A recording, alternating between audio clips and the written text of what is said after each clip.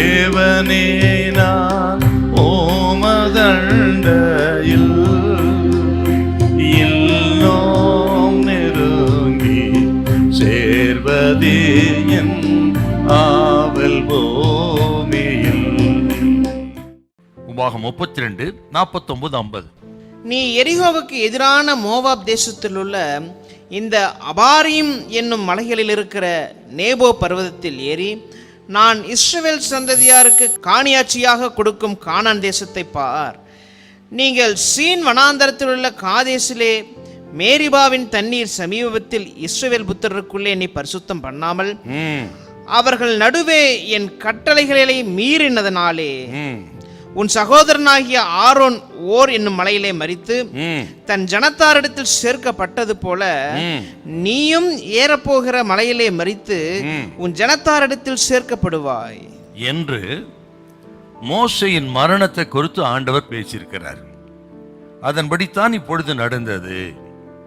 கர்த்தர் மோசே கொடுத்த கடைசி கட்டளைத்தான் நாம் வாசி கேட்டது போல, நீ நேபோ என்ற மலையின் மேல் ஏறி கானான் தேசம் முழுவதும் நீ பார் என்று சொன்னார்.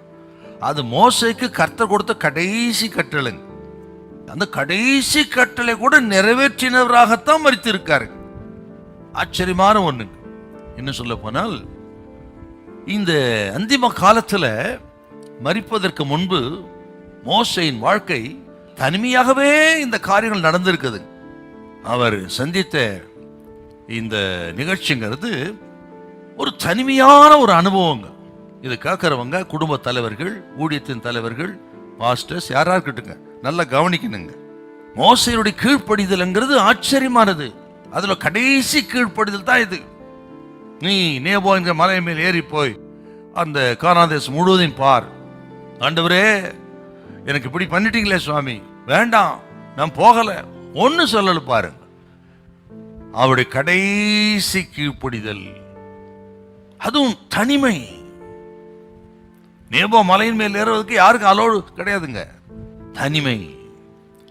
அநேக நேரங்களிலே தலைவர்களுடைய வாழ்க்கை பெரும்பாலும் தனிமையாகத்தான் இருக்கிறது. நமது ஊழியத்திலே அல்லது குடும்ப வாழ்க்கையில கூட இந்த தனிமை என்பது தலைவர்கள் கொடுக்க வேண்டிய விலைக்கிரயமா இருக்கிறது.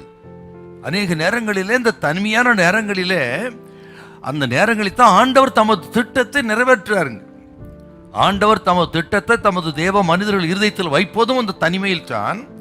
அப்படிப்பட்ட நேரத்திலே தான் ஆண்டவர் தம் திட்டத்தை வைத்து நம்மோடு பேசி உருவாக்குறாரு.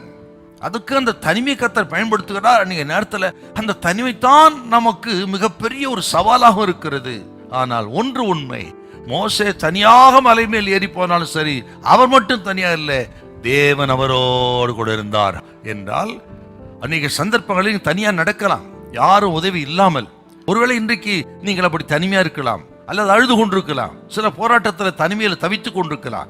கர்த்தர் சொல்லுவார், நீங்கள் தனிமையா அல்ல, தேவன் உங்களோடு கூட இருக்கிறார், பயப்படாதிருங்கள், உங்களை அடைத்தவர் உங்களோடு கூட இருக்கிறார், கடைசி நடத்துவார், உங்கள் காரியங்கள் எல்லாம் ஜெயமா இருக்கும். ஹல்லேலூயா, ஹல்லேலூயா.